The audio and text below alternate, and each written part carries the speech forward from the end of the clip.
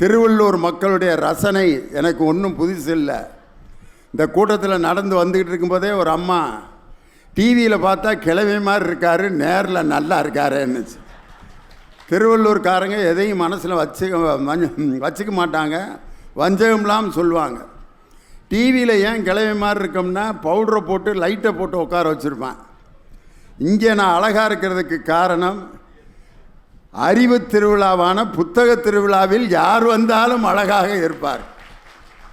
Real தான், டுபாக்கூர் தான். அதனால் ரீல் வேறு ரியல் வேறு. அந்த அம்மா சொன்னது உண்மைதான். மகிழ்வூட்டி வழிகாட்டுவது திரை இசையா இலக்கியமா? எப்படி தலைப்பு பாருங்க. ஒரு மனிதனுக்கு மகிழ்வூட்டணும். முதல்ல யாராவது இது வரைக்கும் நான் எதுக்காக வாழ்கிறேன்னு கேட்டால், நான் எதுக்காக வாழ்கிறேன்னாங்க காலையிலேருந்து சாயந்தரம் வரைக்கும் வேதனைப்பட்டுக்கிட்டே இருக்கணுங்க, அதுக்காகத்தான் வாழ்கிறேன்னு யாராவது இது வரைக்கும் சொல்லியிருக்கம்மா? மகிழ்ச்சியாக இருக்க வேண்டும் என்று நினைப்பது தான் ஒரு மனிதனுடைய மிகப்பெரிய எண்ணம். அதனால தான் தொல்காப்பியர் 8 வகை மெய்ப்பாட்டியல்ல முதல்ல எதை வச்சார்னா நகையே, அழுகை, இழிவரல், மறுக்கை, அச்சம் அப்படின்னு வரிசையா. அதில் முதல்ல வச்சது நகை, சிரிப்பு. உண்மையிலே ஒரு மனிதனுக்கு சிரிக்க தெரியலன்னா அவன் ஏதோ பெரிய பிரச்சனையில் இருக்கான்னு அர்த்தம். அதனால தான் கலைவாணர் என்எஸ் கிருஷ்ணன் சிரிப்பை பற்றியே ஒரு பாட்டு எழுதினார். இந்த கூட்டத்தில் உட்கார்ந்துருக்கவங்க ஒவ்வொருத்தரையும் நான் பார்க்குறேன். சில பேர் திருமணம் முடித்தவர்கள் உட்காந்துருப்பீங்க, முடிக்காதவர்கள் இருப்பீங்க, ஏண்டா முடித்தோம்னு இருக்கவங்க உட்காந்துருப்பாங்க. தெரியாமல் முடிச்சிட்டேன்ப்பா, நிம்மதியாக இருந்திருக்கலாம். அந்த ஆளை எந்த நேரத்தில் நான் பார்த்தோனோ என் வாழ்க்கை எப்படி ஆகிப்போச்சு. என்ன கைதட்டுறீங்கன்னா எல்லாரும் அந்த பொழப்பு தானா? இன்னொரு குரூப் என்னன்னா ஏதோ முடித்து சந்தோஷமாக தான் இருக்கான், இது தொடர்ந்து நீடிக்குமான்னு தெரியலையே அப்படிங்கிற ஐயப்பாட்டோடு இருப்பீங்க. எல்லாம் கலந்தவங்க தான். திருமணம் நமக்கு யாராவது முடிச்சு வைக்க மாட்டாங்களா அப்படின்னு ஏக்கத்தோடு உட்காந்துருப்பீங்க. இன்றைக்கி எப்படிப்பட்ட நாள் தெரியுமா? லியோனிக்குன்னே தேர்வு செஞ்சு இந்த நாளை கலெக்டர் கொடுத்துருக்காரு. காதலர் தினம். அதனால தான் இந்த நாளில் பட்டிமன்றம் பேசுகிறது எனக்கு அவ்வளோ சுகமாக இருக்குது. காதலர் தினத்தன்னைக்கு லியோனி பட்டிமன்றம். அதனால தான் வேறு ஏதாவது ஒரு தலைப்பை கொடுக்காம இதை கொடுத்ததுக்கு அதுதான் காரணம். மகிழ்வூட்டி வழிகாட்டுவது. உலகத்திலேயே ஒரு மொழியை கேட்டவுடன் மகிழ்ச்சி அடைகிற ஒரு மொழி தமிழ் மொழி தான். காரணம், நம்ம பயன்படுத்துகிற அந்த 2 முக்கியமான சொற்களிலேயே எவ்வளவு ஆழமான அர்த்தம் இருக்குது பாருங்கள். அம்மா, அப்பா. அம்மாங்கிற சொல் எவ்வளவு பொருள் பொதிந்த சொல் பாருங்கள். ஆங்கிறது உயிரெழுத்து, இம்முங்கிறது மெய்யெழுத்து, மாங்கிறது உயிர்மெய் எழுத்து. உயிரை தந்து மெய்யையும் தந்து என்னை உயிர்மெய்யோடு இந்த உலகத்திற்கு தந்தவள் அம்மா. உண்மையிலே இப்படி ஒரு மொழியை நம்ம எங்கேயாவது பார்க்க முடியுமா? அப்பா உயிரை தந்து, ஆ இப்பு மெய்யை தந்து, பா உயிர்மெய்யை தந்து இந்த உலகத்திற்கு தந்தவர் அப்பா. அதுலேயும் பாருங்க, அப்பால் இருக்க இப்பு வல்லினா, அம்மாவில் இருக்கிற இம்மு மெல்லினா. அம்மா எப்பயும் மென்மையாக தான் இருப்பாங்க. ஒரு பிள்ளைய அடித்தோன்னா, ஏன் என் பிள்ளைய இப்படி அடிக்கிற? ஒரு பிள்ளை கருவேப்பிலை கொத்தாட்டம் பெற்று வச்சுருக்கேன், பொழுது போலன்னா நீ அடிப்பியா அப்படின்னு அடிக்கிற கையை ஓங்கணுன்னே குறுக்க வந்துடுவாங்க. பிள்ளைய அடி பெற்று வச்சுருக்க, ஓ மகனை கணக்கில் 12 மார்க் வாங்கியிருக்கேன், இவனை அப்புறம் அடிக்காமல் என்ன செய்கிறது அப்படிம்பார் அப்பா. அதுக்கு அந்த அம்மா, நீங்கள் 5 மார்க் வாங்கினீங்கன்னு இப்போ தான் உங்கள் அப்பா சொல்லிட்டு போனார், அப்புறம் உங்கள் மகன் எப்படி இருப்பேன் போங்க அப்படின்னா அவங்க அம்மா முந்தானையில் ஒளிஞ்சிக்கிட்டு அவன் அவங்க அப்பாவை 5 ப்ராக்ரஸ் ரிப்போர்ட்டில் கையெழுத்தை போட்டு பேசாமல் போங்கப்பா அப்படிங்கிறான். அம்மாங்கிறது மெல்லினம், அப்பாங்கிறது வல்லினம். அதனால தான் வீட்டில் எல்லா ஆம்பளை பிள்ளைகளையும் கேட்டால், நீங்கள்லாம் அப்பா பிள்ளைகளா அம்மா பிள்ளைகளான்னு கேட்டால், ஆம்பளை பையங்க பூரா நாங்கள்லாம் எங்கள் அம்மா பிள்ளைய. ஏண்டா அப்பா மனுஷனாக இருந்தாலும் அந்த ஆள் எப்போ வீட்டில் இல்லையோ அப்போ தான் நாங்கள் நிம்மதியாக இருப்போங்கிறேன். பொம்பளை பிள்ளைகளை கேளுங்க, நீங்கள்லாம் அப்பா பிள்ளைகளா அம்மா பிள்ளைகளா? நாங்கள்லாம் எங்கள் அப்பா பிள்ளைய. அம்மா தாய், தாயா பேய். அந்த அம்மா எங்களை எங்கள் நிம்மதியாக விடுதா? ஜடை இப்படி பின்னணும், ஸ்காலை போட்டு கிளிப்பு குத்தணும், பின்னு குத்தணும், ஜடை எப்படி போடணும், நேரம் பொடி அப்படின்னு ஜடை பின்றதுக்குள்ளே 10 கொட்டு கொட்டுது. இதெல்லாம் தாயா? ஒரு பெண் குழந்தை தன் தந்தையின் மடியில் அமர்ந்திருப்பது ஒரு இளவரசி சிம்மாசனத்தில் அமர்ந்திருப்பதை விட மகிழ்ச்சியானது. அதே மாதிரி அந்த பையன் அவங்க அம்மாவோட முந்தானையில் ஒளிஞ்சிக்கிட்டு அவங்க அப்பாவை அப்படி காட்டுறான் பார், அந்த ஒரு பாச பிணைப்பு. இதெல்லாம் இந்த மகிழ்ச்சியான தருணங்கள். வாழ்க்கையில் நீங்கள் ஒவ்வொரு நினைவுகளையும் இப்படியே அசை போட்டு பார்த்தீங்கன்னா எந்த நேரத்தில் நீங்கள் மகிழ்ச்சியாக இருந்தீங்கன்னு அந்த சம்பவங்களை அப்படியே கணக்கு போட்டு பாருங்கள். எப்போ வேதனைப்பட்டீங்க, எப்போ மகிழ்ச்சியாக இருந்தீங்க. ஆனால் வேதனையான சம்பவங்கள் நமக்கு உடனே நினைவுக்கு வரும். எங்கள் அப்பா என்னை சின்ன பிள்ளையில் அடித்து இந்த இடத்துல ஒரு காயம் இருக்குவார், அதையே நினச்சிட்டு இருப்போம். மகிழ்ச்சியான தருணங்கள் நிறைய யோசித்து அதையே திரும்ப அசை போட்டு கொண்டிருப்பது தான் வாழ்க்கையின் மிகப்பெரிய மகிழ்ச்சி. அதுதான் மகிழ்ச்சியான நினைவுகளை அப்படியே அசை போட்டுக்கிட்டே இருக்கும். உலகத்தில் இப்படி ஒரு பாட்டு எங்கேயாவது பாரதிதாசன் பாடினார் பாருங்க. துன்பம் நேர்கையில் யாழெடுத்து நீ இன்பம் சேர்க்க மாட்டாயா, அன்பில்லா நெஞ்சில் தமிழில் பாடி நீ அல்லல் நீக்க மாட்டாயா.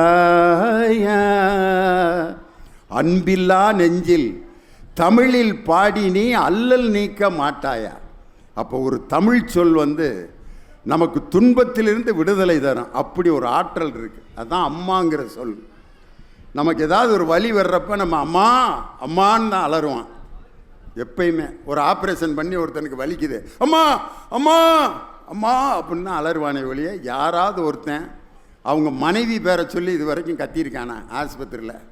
லட்சுமி லட்சுமி நர்சம்மா வேண்டாம் ஆப்ரேஷன் பண்ணி படுத்து கிடக்கிற, என்ன லட்சுமி? அந்த நர்ஸு பேர் லட்சுமி. சண்டைக்கு வருது. அம்மா அப்படின்னு கூப்பிட்டா யார் வேணாலும் திரும்புவாங்க. வலி வரும்பொழுது நாம் உச்சரிக்கும் வார்த்தை அம்மா. அப்பாங்கிற வார்த்தையை எப்போ பயன்படுத்துவோம்னா வலி தீரும்போது. வலியெல்லாம் அப்படியே குறைஞ்சோன்னே அப்பா அப்படிமா. வலி குறையும் போது ஒரு மனிதன் உச்சரிக்கும் வார்த்தை அப்பா.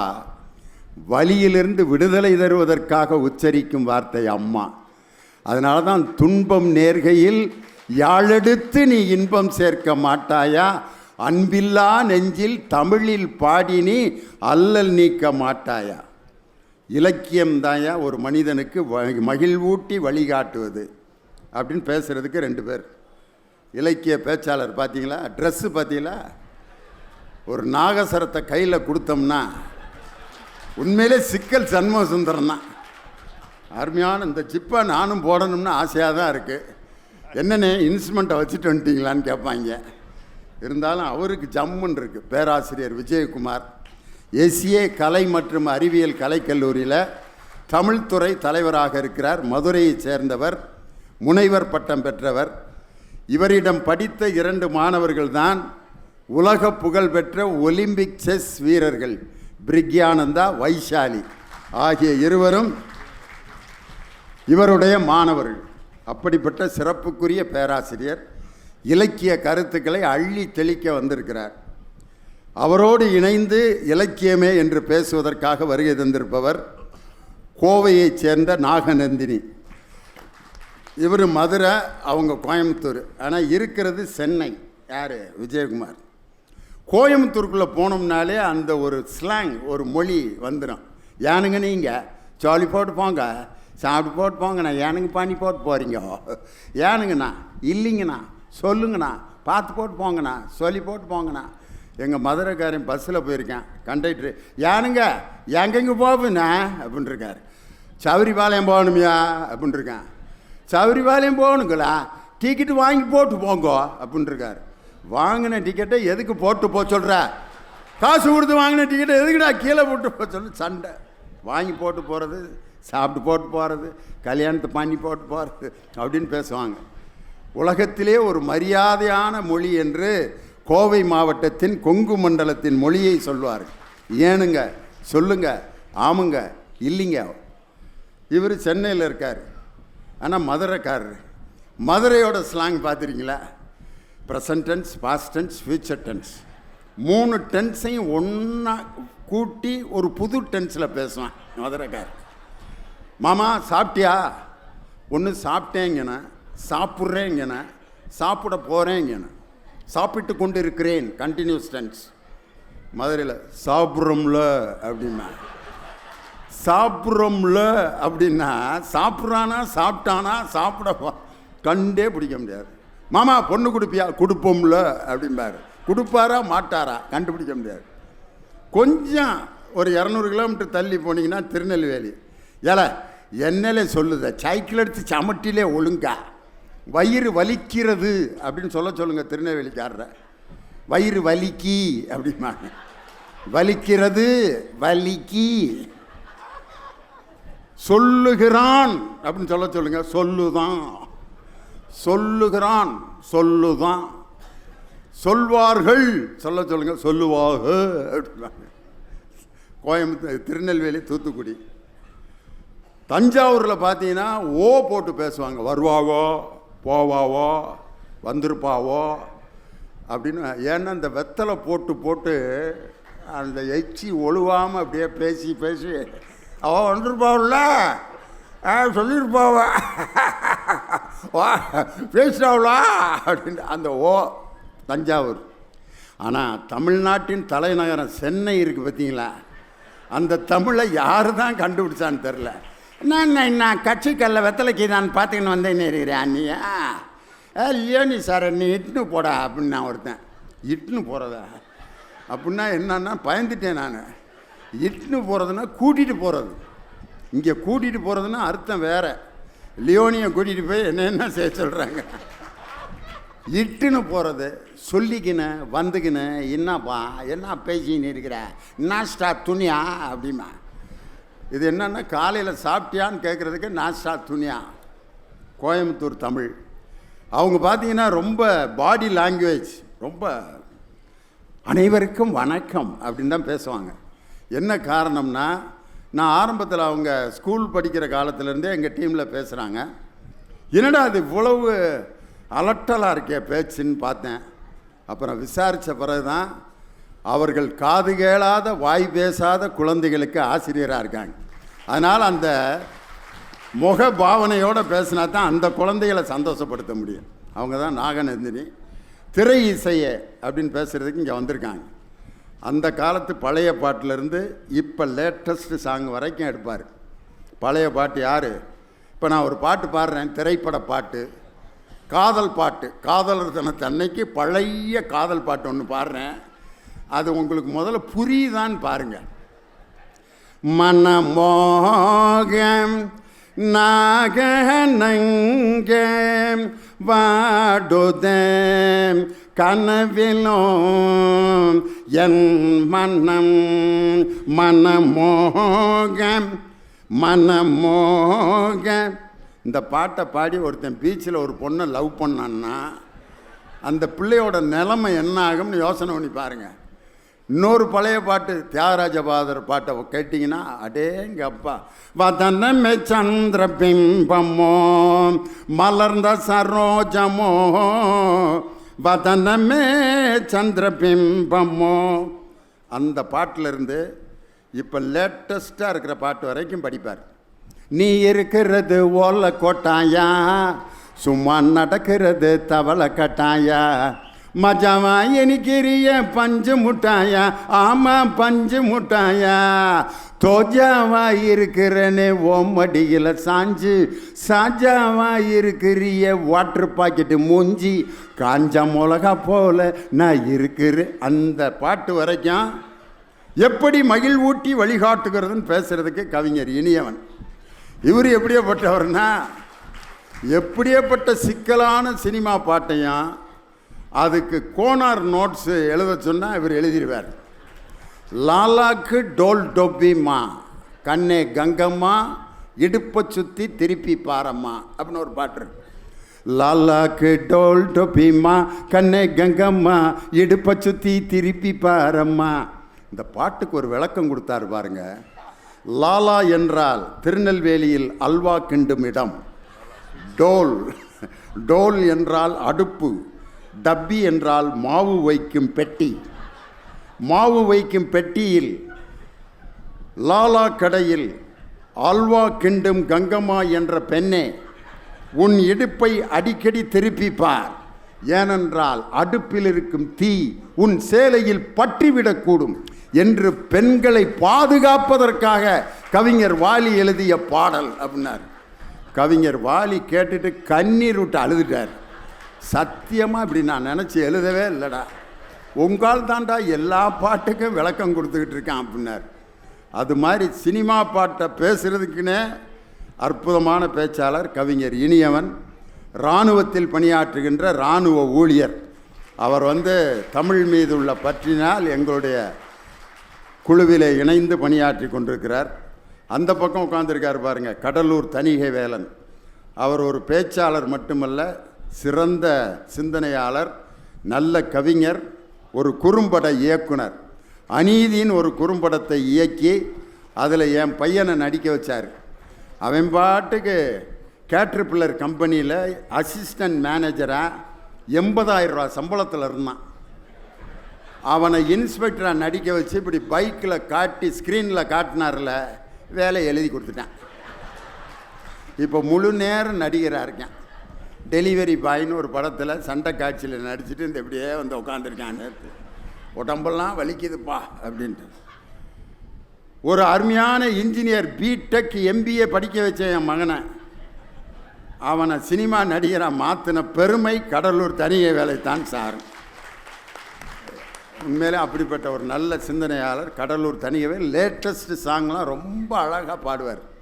அண்மையில் வந்த புதிய பாடல் கூட அவர்கிட்ட நீங்கள் கேட்கலாம். அதனால் இன்று இலக்கியத்தையும் நீங்கள் கேட்டு ரசிக்கலாம், திரைப்பட பாடல்களையும் கேட்டு ரசிக்கலாம்.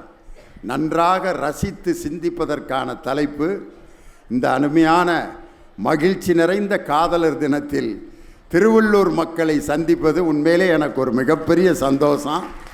இந்த நாளை உண்மையிலே நாங்கள் வாழ்க்கையில் மறக்க மாட்டோம். 2 முக்கியமான விஷயம்.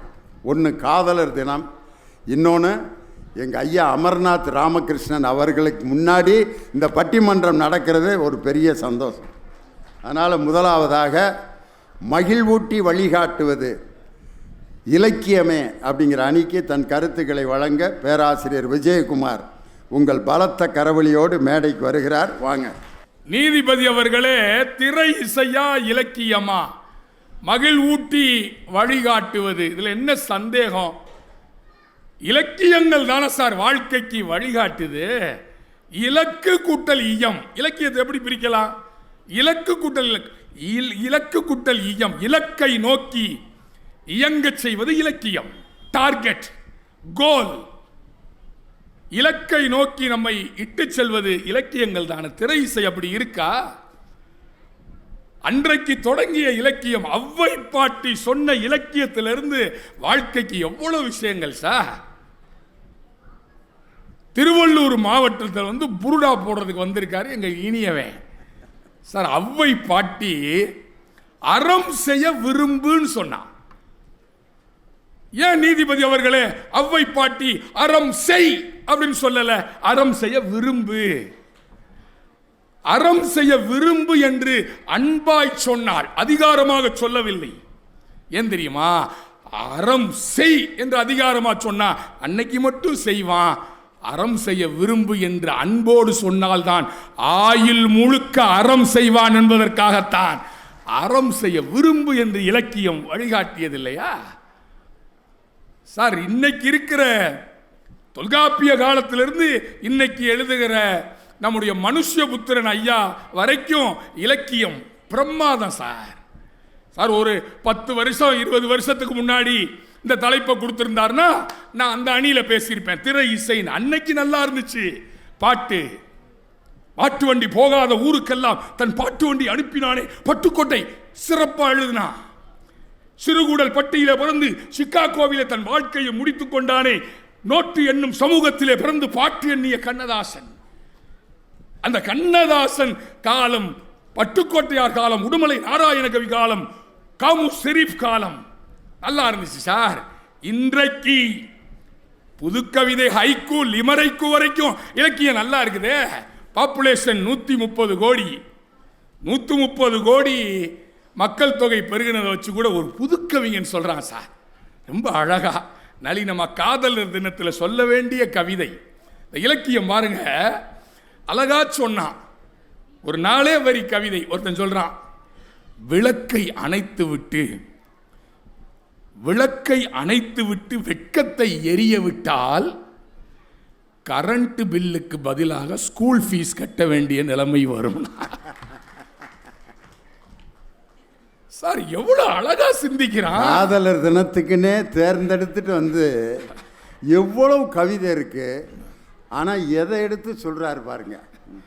விளக்கை அணைத்து விட்டு வெட்கத்தை எரிய விட்டால் கரண்ட் பில்லுக்கு பதிலாக நாளைக்கு ஸ்கூல் ஃபீஸ் கட்ட வேண்டிய நிலைமை வரும்னு சொன்னான். பாத்தீங்களா சார்? அவ்வை பாட்டி காலத்துல இருந்து இன்னைக்கு ஆண்ட்ராய்டு காலம் வரைக்கும் இலக்கியம் சரியாக இருக்கிறது. ஆனா இன்றைக்கு திரை இசை சரியா இருக்குதா? எதை பார்த்தாலும் சினிமா தான். தேடினேன் வந்தது அப்படின்னு ஒரு பாட்டு. அது என்ன திரைப்படம் நீதிபதி அவர்களே? ஊட்டி வரை உறவு. ஊட்டி வரை உறவு. எம்எஸ் பாட்டியாது. தேடினேன் வந்தது, நாடினேன் தந்தது, வாசலில் நின்றது, வாழவா என்றது.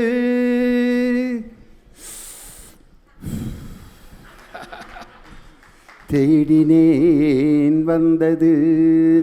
இந்த பாட்டை ஏன் இப்போ பாடுறேன்னா, நேற்று விருதுகள் வழங்கும் விழாவில் கேஆர் விஜயா மேடைக்கு வர்றப்ப இந்த பாட்டை போடுறாங்க. அந்த அம்மா பழைய ஞாபகம் வந்துருச்சு. அப்படியே சிவாஜி கணேசன் அப்போ ஒரு சிகரெட்டு குடிச்சிட்டு அந்த புகை ஊதுவார் பாருங்க. ஒரு நடிகனின் சிகரெட்டு புகையை கூட நடிக்க வைத்த நடிகர் திலகம் சிவாஜி கணேசன். அந்த பாட்டு காட்சியை பாருங்களேன். அந்த ஒயிட் அண்ட் ஒயிட் போட்டு அவர் நிற்கிறதும் அந்த சிகரெட்டை ஊதுறதும் அடாடாடாடா. இன்னைக்கு எல்லாமே சினிமா தானே நீதிபதி அவர்களே. அன்னைக்கு நல்லா இருந்துச்சு பாட்டு.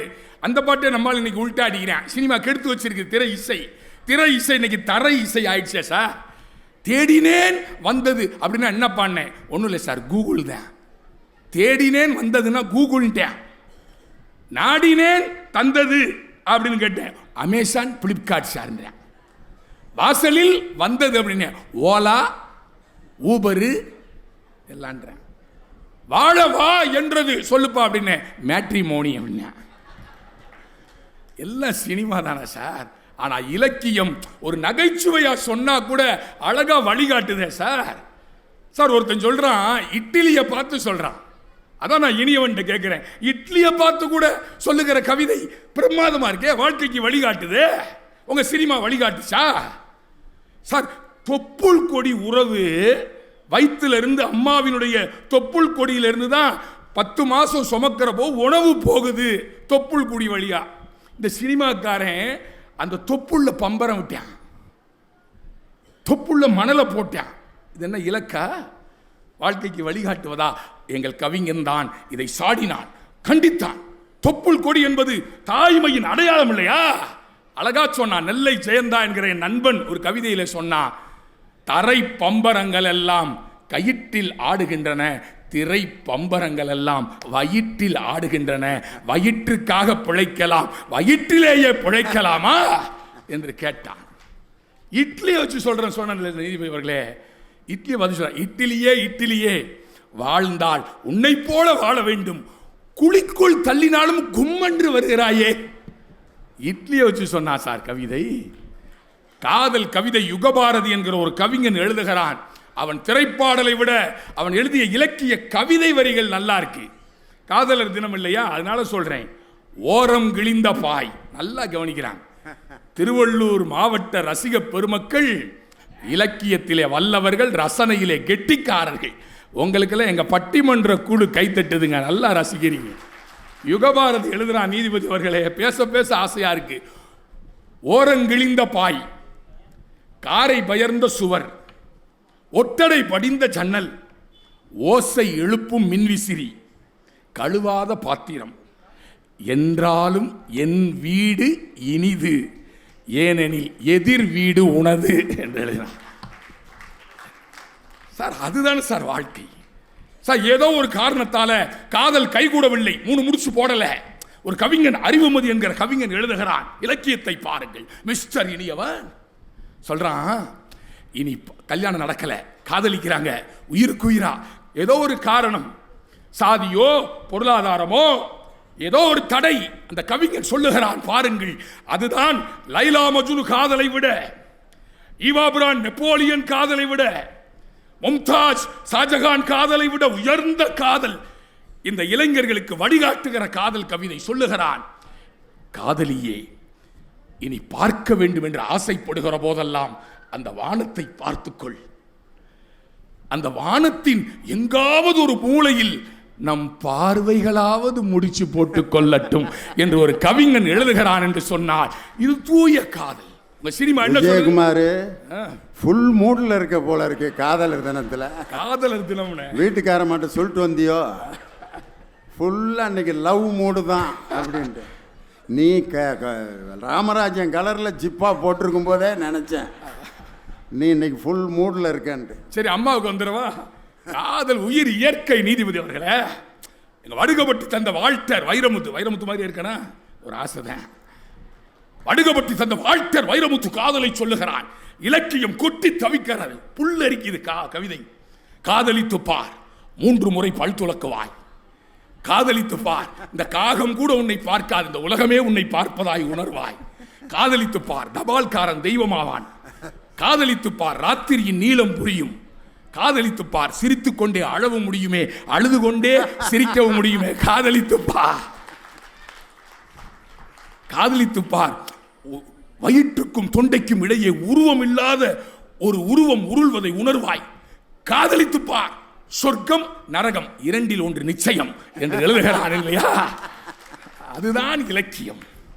இலக்கியம் கொட்டி கொடுக்கிறது. அவங்க சினிமா பாட்டு என்ன சார் கொடுக்குது? இனியவன் இந்த கோனார் நோட்ஸ் போடுற வேலையை விடு. இன்னைக்கு சினிமாவில் எழுதுறியான், ஒருதல காதல தந்த இந்த தருதல மனசுக்குள் வந்த. அவன் தான் தருதலை இல்லை, இன்னத்துக்கு மனசுக்குள்ள போகணும். அவன் தருதலைன்னு சொல்லிட்டான். ஒருதல காதல தந்த இந்த தருதல மனசுக்குள் வந்த, காதலிக்க கைடு இல்லை சொல்லி தர வாத்தி. நடுவரை உங்களை கூப்பிடுறான், நீங்க வாத்தியார் தானே. காதலிக்க கைடு இல்லை சொல்லித்தர வாத்தி. சரி, அதுக்கு அடுத்தாவது ஏதாவது வாழ்க்கைக்கு வழிகாட்டுவான்னு பார்க்கிறேன். அவன் எழுதுறேன், சேர்த்து வச்ச ஆசையெல்லாம் அள்ளி தர வாத்தி, ஏன் உசுர ஓ உசுரா தாரேன் கை மாத்தி. ஏண்டா அது என்ன அடகு வைக்கிற பொருளாடா? எவ்வளோ பெரிய டாக்டர்லாம் இங்கே உட்காந்துருப்பீங்க, நம்ம உசுரை அடுத்தவன் உசுரா மாற்ற முடியுமா? அடுத்து சொல்றேன், அடியாத்தி இது என்ன ஃபீலு, ஒன்னால நான் ஃபெயிலு. அவன் தருதலை கூட சுத்தினா ஃபெயில் தான். அவன் ஒன்னால நான் ஃபெயிலு, பிடிக்காம ஓட்டு நெறியிலு, இனிமேல் நான் ஓ ஆளு. அடுத்து சொல்றான் பாருங்க, உன் பேரு தினங்கூவும் குயிலா ஆனேனா, நீ பார்க்க புதுமாரி ஸ்டைலா ஆனேனா, பாக்கெட்டில் உன் ஹீரோ பேனா ஆனேனா, மனசார உன்னோட ஃபேனா ஆனேனா. போய் சிங்கி அடிங்க ஆயா, நீ நானும் இணைஞ்சிட்டு வந்த உலகத்தை ஜெயிச்சு காட்டுவோம் சொல்றியா? யாஸ்மின் உமர்கயாம் சொல்லுகிறான், பாரசீக கவிஞர் உமர்கயாம் சொல்லுகிறான், யாஸ்மின் நீ மட்டும் என் அருகிலே இருப்பாய் என்றால் வானத்து படிக்கட்டுகளில் ஏறி பால் வீதியையே அளந்து காட்டுகிற ஆற்றல் எனக்கு கிடைக்கும் யாஸ்மின் என்று சொல்லுகிறார். நீ கவிஞனாகி விடுவாயோ உமர்கயாம் என்று பேசுகிறார். அந்த லட்சிய காதல் இன்னைக்கு சினிமா சொல்லுதா? சார் என்ன சார் பாட்டு? அன்றைக்கு இருந்த இலக்கியங்கள் வாழ்க்கைக்கு வழிகாட்டு. நல்லா படிச்சு படிச்சு ஆட்டோமேட்டிக்கா மனப்பாடம் ஆயிடுச்சு. ஆனா இன்னைக்கு இருக்கிற சினிமாவை பாட்டை எழுதிட்டு வந்து வாசிக்க வேண்டிய நிலைமை. ஆனால் சிலப்பதிகாரமா இளங்கோவடிகளின் சிறப்பு. திங்களை போற்றுதும் திங்களை போற்றுதும் கொங்கு அலர்தா சென்னி குளிர்வன் குடை போன்றி வங்கன் உலகளித்தலான் ஞாயிறு போற்றுதும் ஞாயிறு போற்றுதும்.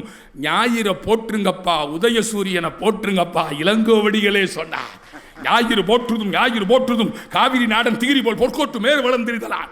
மாமலை போற்றுதும் மாமலை போற்றுதும் நாமநீர் வேலி உலகிற்கவன் அலி போல் மேல் நின்று தான் சுரத்தலான். பூம்புகார் போற்றுதும் பூம்புகார் போற்றுதும் வீங்கு நீர் வேலி உலகிற்கு அவன் குலத்தோடு ஓங்கி பறந்தொழுகலான்.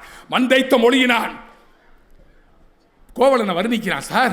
மண்டைத்த மொழியினான் பந்தைத்த புகழினான் ஆயத்து பாராட்டி கொண்டேத்தும் செவ்வழ கொண்டேத்தும் கிழமையோர் போதிலார் திருவினால் புகழுடைய வடிவென்றும் தீதிலா வடமீனின் திறம் இவள் திறமென்றும் மாதரார் தொழுதேத்த வயங்கிய பெருங்குணத்து காதலால் பெயர் மண்ணும் கண்ணகி என்பால் மண்ணோ வெஸ்டர் இனியவர்.